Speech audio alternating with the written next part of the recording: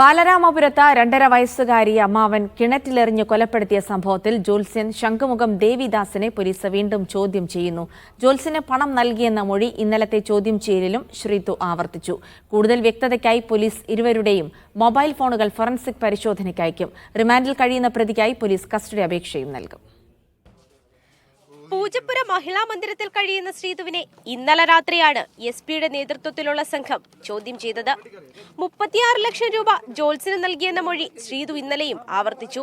സാമ്പത്തിക ആരോപണങ്ങളിൽ വിശദമായ പരിശോധന നടത്താനാണ് ജ്യോത്സ്യനെ വീണ്ടും ചോദ്യം ചെയ്യുന്നത്.